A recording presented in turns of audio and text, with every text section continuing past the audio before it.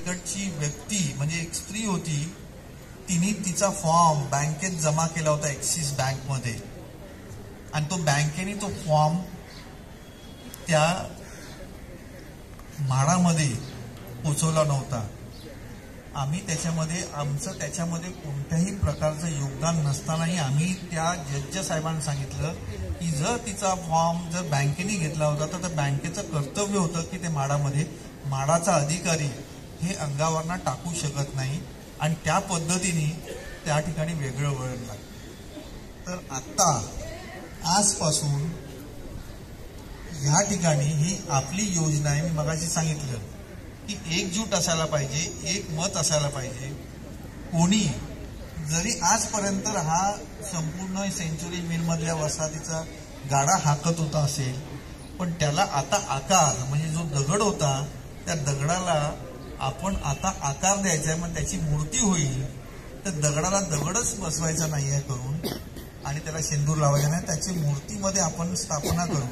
त्याच्यासाठी तुमच्या सगळ्यांचं योगदान असायला पाहिजे की आपण जर एकमेकांवर जर अंगुली दर्शन करत असू, कोण चुकीचं आहे कोण बरोबर आहे, तर त्याचं आपण अभ्यास करून ते योगदान आपल्या ही योजना यशस्वीरित्या राबवून मिळेल. अशी सांगितलं की 25 वर्ष हा काम करायचं नाही, अन्यथा पुस्तक बंद करायची, वही बंद करायची, प्रत्येकजण आपापल्या घरात सरकारवर टाकायचं आणि दररोज आपण देवारात जायचं आणि सांगायचं की बाबा रे आम्हाला आमचं घर दे. आम्ही सकाळी देवाकडे काय मागतो, अक्षरशः सगळ्या जगाला सुखी ठेव, म्हणजे आम्हाला पण आलं. तसं 17,000 कामगारांना आपण सांगू उद्यापासून 17,000 कामगारांना घरं मिळायला पाहिजे, त्याच्यात आपला पण नंबर लागेल. पण ते घर कसं असायला पाहिजे, चांगलं असायला पाहिजे, त्याच्यामध्ये लक्ष्मी नांदायला पाहिजे, सरस्वती नांदायला पाहिजे. ते म्हणलं आमच्या 17 वर्ष आमच्या घरात नांदते 180 मध्ये, पण जरा मोठ्या घरामध्ये पाहिजे ना, स्वतःचं घर असायला पाहिजे. आपण प्रयत्न करू सगळ्यांनी. डावरे साहेबांसाठी पण जोरदार टाळ्या वाजवा की त्यांनी अगदी सभेला काय माहिती काय शेवटच्या याच्यामध्ये अगदी हादरा दिला, व्हायब्रेशन. तर सगळ्यांना आहे ना समाविष्ट करायचं आहे. बाहेर जे आहेत प्रेक्षक त्यांचे पण विचार घेऊ, पण ते विचार आपल्याला पोषक असायला पाहिजे, मारक असायला नाही पाहिजे. आम्ही अगदी अहिंसेच्या विरुद्ध आहे. ती मालकाची पूर्वी शर्ट पकडली गेली, सगळं केलं गेलं, पण योग्य रीतीने अभ्यास केल्यानंतर मी तुम्हाला याच्या नंतरचे पण जे काही सल्ले दिलेले आहेत की आता जर सांगितलं न्यायालयीन लढा पण लढायला लागेल, मग पाटेकरांसारखं मग काय करायचं, आपल्याकडे तेवढे आपली ताकद असायला पाहिजे. सर जर तुम्ही जे एकजूट असाल ना तर सगळ्या गोष्टी चांगल्या तऱ्हेने होते. फक्त नियोजनाचा अभाव होता, तो अभाव आता नसेल. याच्या पुढे प्रयत्न करून बघू. 6 महिन्यानंतर जर कोणाची त्याच्यामध्ये जर स्वारस्य नसेल, कोणाला काय नसेल, तर जसं शासन निर्णय घेईल, मुंबई महानगरपालिका निर्णय घेईल, तर त्याच्यावर अवलंबून राहू. म्हणजे आज जे तरुण आहेत ते उद्या ज्येष्ठ होतील, ज्येष्ठांनंतर अतिज्येष्ठ होतील, आणि ही तरुण पिढी आहे जी मगाशी सांगितली की बाबा रे 180 मध्ये तुम्ही तुमचं ठेवा, कारण की आताच्या प्रत्येकाची अपत्य लिमिटेड झालेली आहेत. 1 आणि 2, पूर्वी 5-5, 6-6 होती, आता 1 आणि 2. त्याला चांगलं शिक्षण मिळाल्यानंतर ते कोणी 180 मध्ये राहत नाहीत, ती पाखरं उडून जातात आणि चांगल्या घरांमध्ये राहतात. तर आपण जे काय आज सजेशन्स आलेत ते सजेशन चांगल्या पद्धतीने आपण त्याचा अभ्यास करू आणि पुढची वाटचाल करू. मी तर शुभेच्छा देईन. बरोबर आहे, गाड्या रुळावर येईपर्यंत आपण मेहनत करायला पाहिजे आणि तो नक्कीच गाडा रुळावर येईल. नुसती भाषणं करून, नुसतं उपदेश करून, नुसतं प्रवचन करून काही उपयोगाचं नाहीये.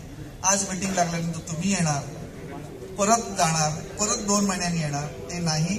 पण याच्या पुढे अगदी नियोजित पद्धतीने आपण हे करू. तुमच्याकडे आमच्या न्यायालयामध्ये काम करणाऱ्या ज्या वकील आहेत त्या पण आहेत, अशी चांगली चांगली माणसं आहेत.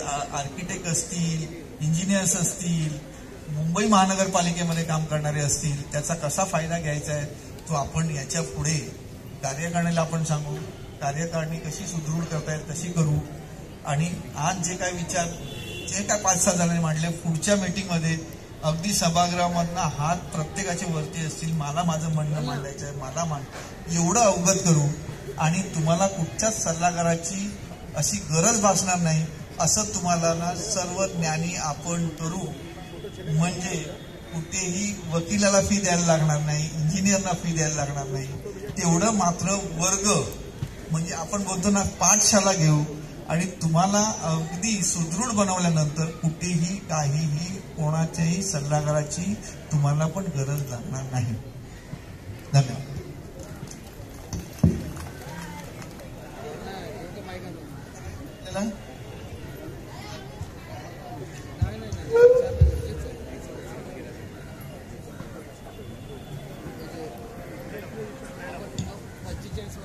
हॅलो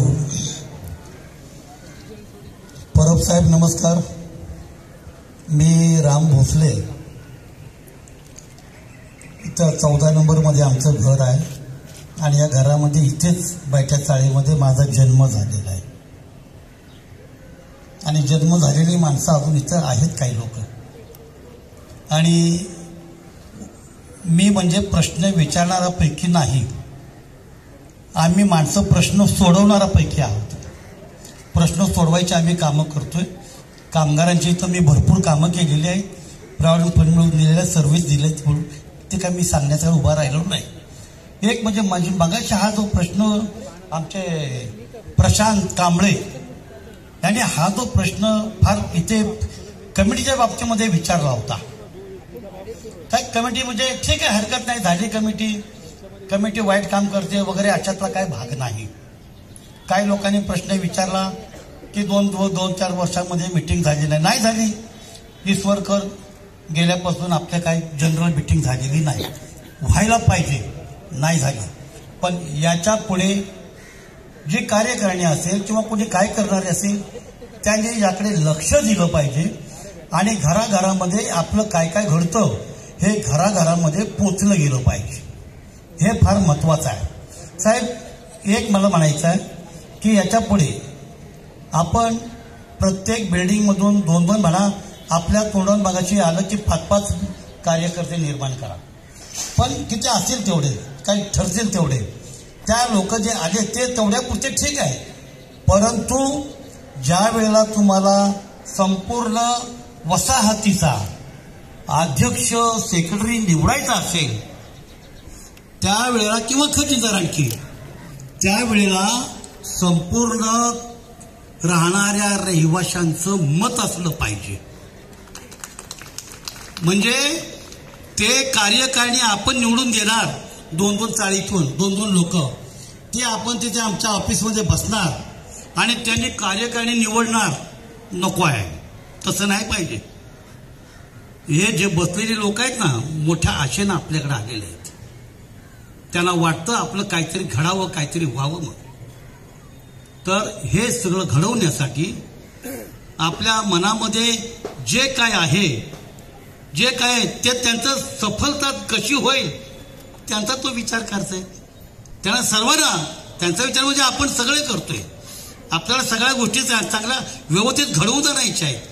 हो साहेब, आता बघा परिस्थिती अशी आहे, आता सेंच्युरी मिलला कोर्टाने सांगितलं, कोर्टाच्या मध्ये सांगितलं की अजून त्यांना 2 महिने आहेत.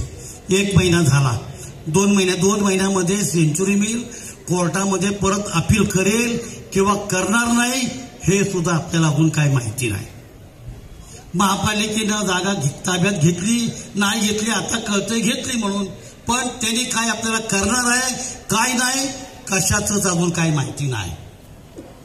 तर जोपर्यंत सेंच्युरी मिल 2 महिने बघायचं सेंच्युरी मिल काय करते. ती जर कोर्टात अपील करत असेल तर त्याचा काय निर्णय होईल आणि महापालिकेने आपली जागा आपल्या ताब्यामध्ये घेतलेली आहे ते इथं काय करतायत ते आपल्याला कळलं पाहिजे. जोपर्यंत या गोष्टी कळत नाही तोपर्यंत तुम्ही आम्ही काहीच करू शकत नाही.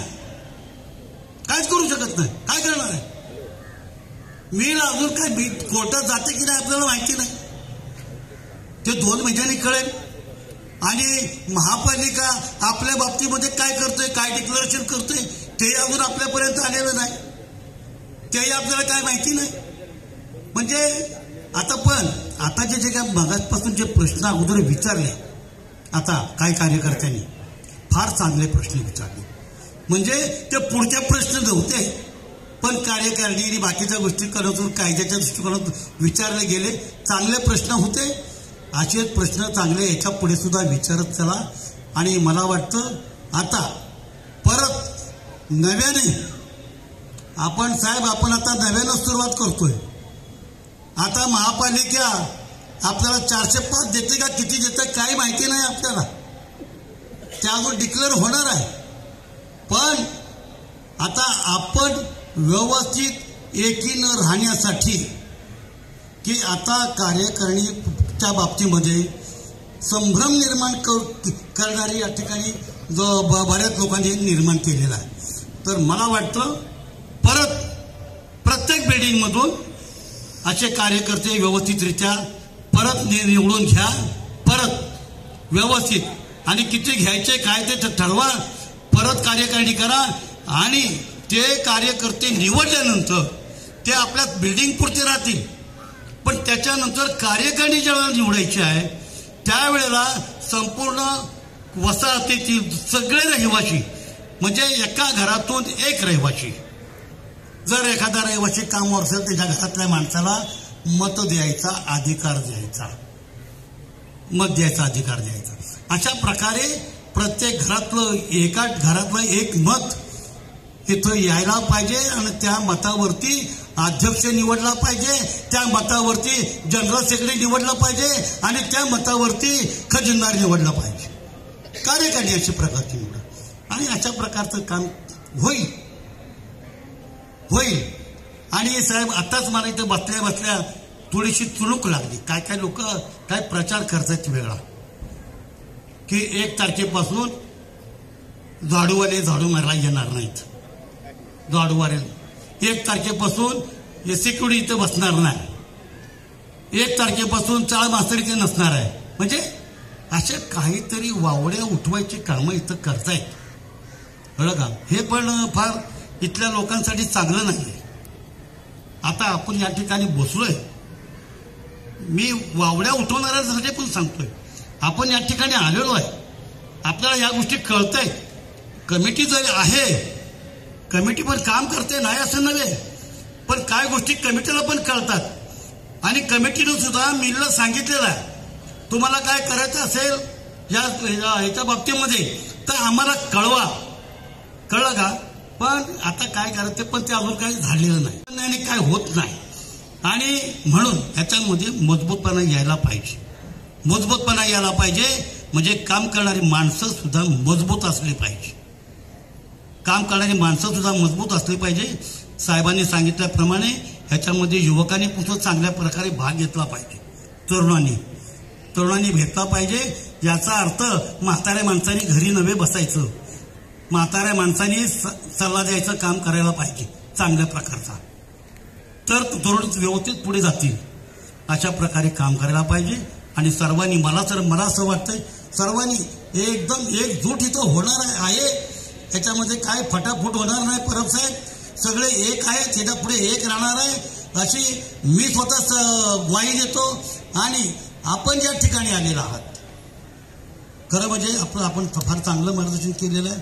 याच्या पुढे आपण चांगलं मार्गदर्शन कराल अशी मी अपेक्षा व्यक्त करतो. आणि मला वाटतं इथं आणखी कुणाला तरी बोलायचं आहे वाटतं, मी त्यांना माईक देतो. हॅलो, नमस्कार. मी अविनाश मस्के 10 नंबरमध्ये राहतो. इथे जे कोर कमिटी आहे याने प्रत्येक बिल्डिंगमध्ये 2 प्रतिनिधी निवडले गेलेले आहेत. तर ह्याच्याबद्दल पण सर्वांच्या मनात संभ्रम आहे की नाही? हात वर करा. आहे ना? हो. मग हा संभ्रम दूर करण्याचं कमिटीने कधी काम केलं आणि कमिटीने कधी इंट्रोडक्शन केले प्रत्येक बिल्डिंग मध्ये, किंवा काय मतं मांडून घेतली, किंवा स्वतः येऊन कधी कुठल्या मीटिंग मध्ये ते स्वतःचं प्रतिनिधित्व करून की बाबा मी अध्यक्ष आहे, मी सेक्रेटरी आहे, तुमचे काय प्रश्न आहे स्वतःहून. आणि आत्ताही ते उत्तर देत नाहीयेत. आत्ताही वकील साहेबांना पुढे करून ते सल्लागार म्हणून ते उत्तर देत आहेत. अपेक्षा सगळ्यांना अध्यक्ष आणि सेक्रेटरी जे न कळत झालेले आहेत ते आता इंट्रोडक्शन होत आहेत 2 वर्षानंतर. मला पण आजच कळतंय. तर त्यांनी पण काहीतरी माईक घेऊन बोलावं. प्रत्येक चाळीत येऊन प्रत्येक मिटिंगला नाही पण एखाद्या मिटिंगला तरी विश्वास जिंकण्यासाठी चाळीतील रहिवाशांचा पुढाकार घ्यावा. असं कधी केलंय का यांनी?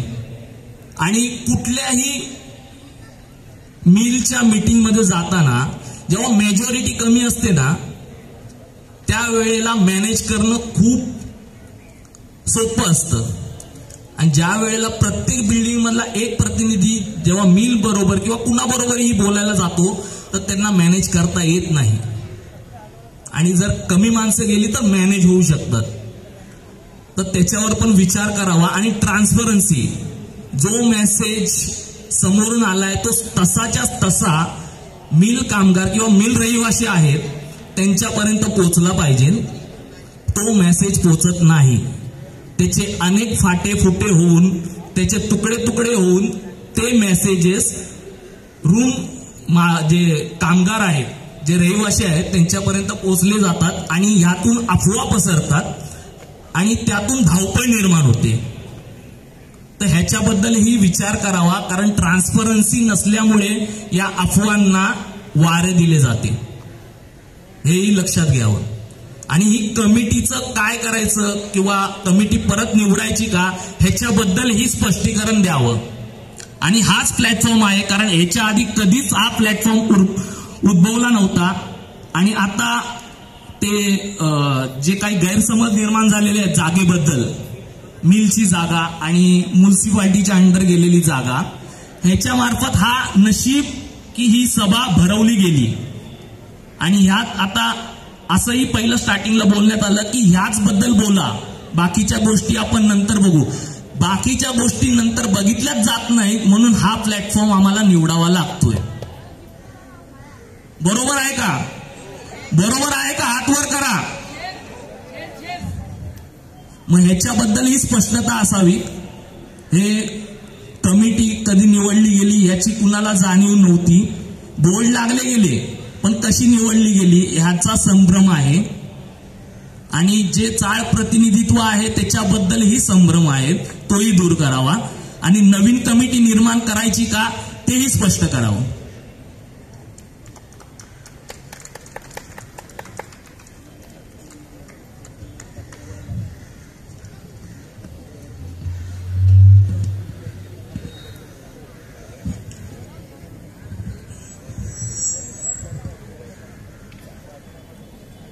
मी हिंदीमध्ये बोललो तर चालेल?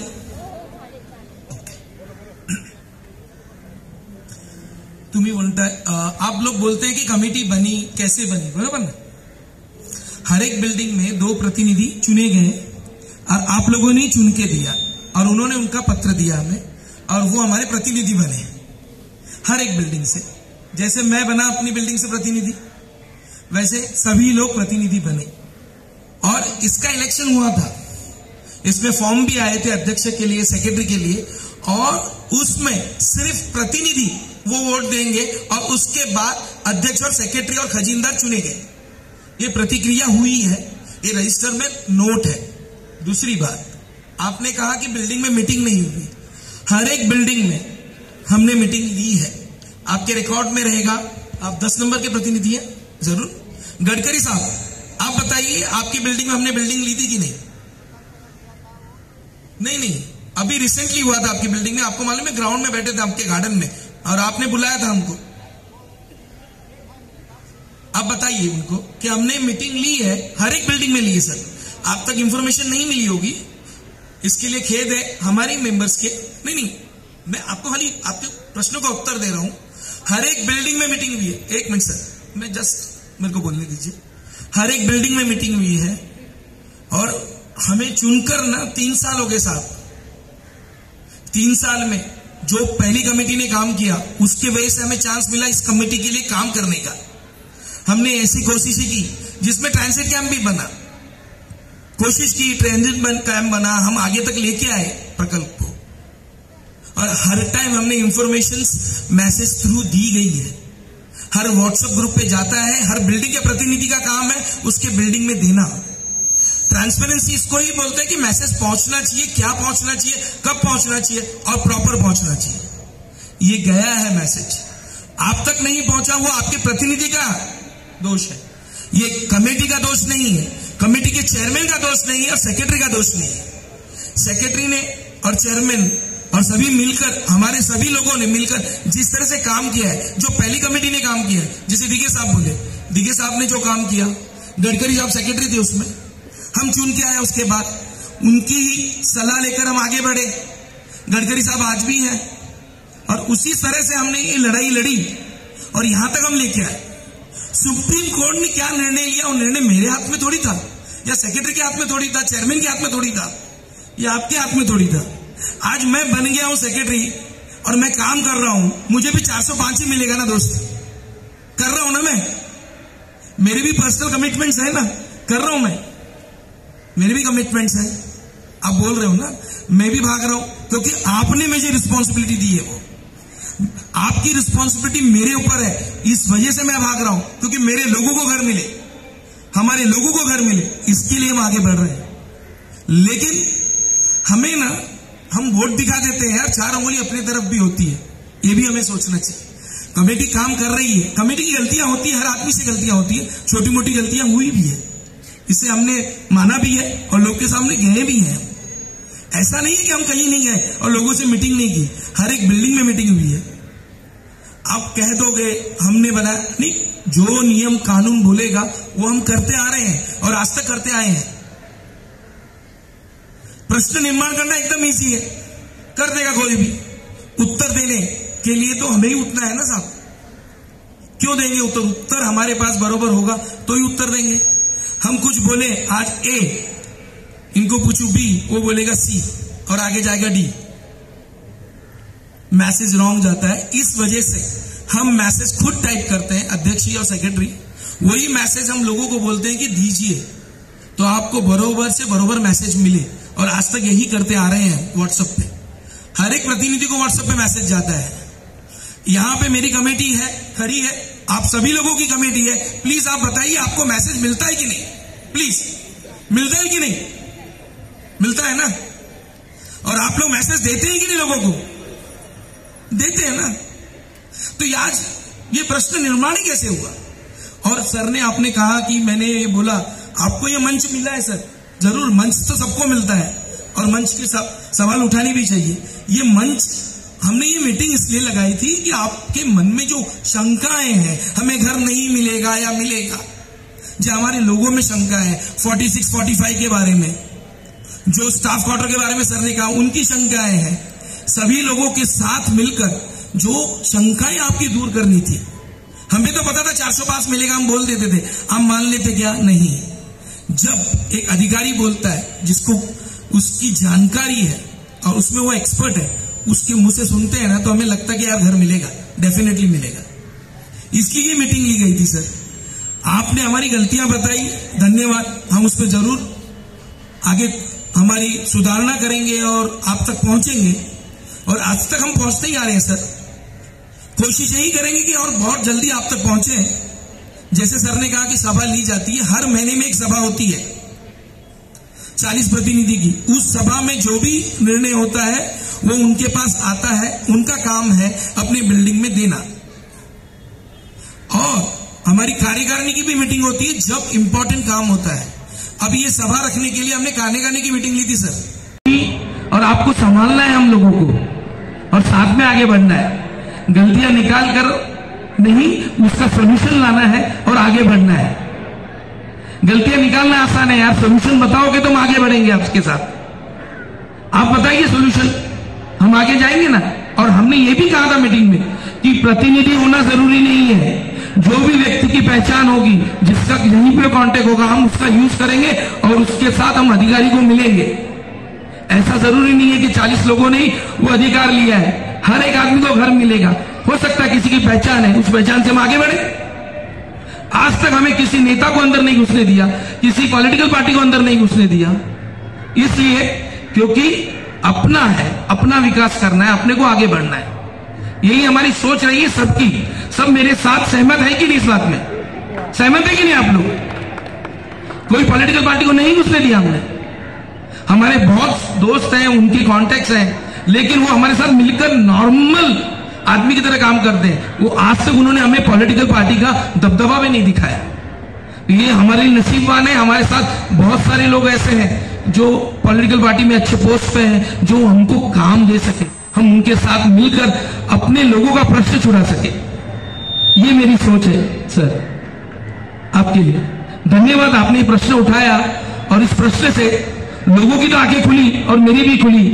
मुझे लगा कि मैं नहीं पहुंचा, लेकिन मैं आज 50 साल का हो गया उम्र मेरी, और मेरा ना पूरा बचपन है ना इस ग्राउंड में गया और पीछे गया। तो आप बोलते मेरे को पहचानते नहीं है, मैं ये बोलूंगा मेरा नाम नरेंद्र शर्मा है, उर्फ मुन्ना बोलते हैं मुझे सर।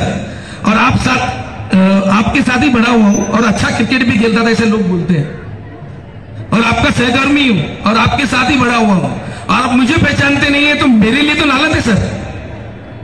मेरे पिताजी का नाम दीनदयाल शर्मा, जो खजीनदार थे सर, उनका सपुत्र हूं नरेंद्र शर्मा उर्फ मुन्ना, जिसको 52 साल में सभी पहचानते क्रिकेट के वजह से। और आज मुन्ना और नरेंद्र शर्मा सेक्रेटरी है, आपको बता देता हूं। और आपके कुछ भी प्रश्न होंगे सर, आप लेके आइए मेरे पास। और मैं लोगों को कहता हूं किसी से पूछिए मत, चेयरमैन साहब उधर अवेलेबल है, सेक्रेटरी अवेलेबल है, आप आइए, आपके हर प्रश्न के उत्तर दिए जाएंगे। हमारे पास होंगे तो, नहीं होंगे तो उसके उत्तर लिए जाएंगे और आप तक पहुंचाए जाएंगे। और एक चीज मैं कहता हूं, हर प्रश्न का उत्तर सबके पास नहीं होता, उसके लिए इंतजार करना होता है। अभी तो लड़ाई शुरू हुई है, हमको बहुत आगे जाना है, अभी तो लड़ाई शुरू हुई है सर। और आप एकता की बात करें, एकता है तो इसके लिए सब खड़े हैं ना, नहीं तो क्यों आते आप लोग मेरे लिए और अपने लिए और अपने घरों के लिए? नहीं आते ना आप लोग। एकता इसके लिए खड़े हैं और एकता के साथ ही खड़े रहो, ये मैं कहूंगा। और आज की सभा, किसी को प्रश्न पूछना है? नहीं तो मैं सभा क्लोज कर रहा हूं सर।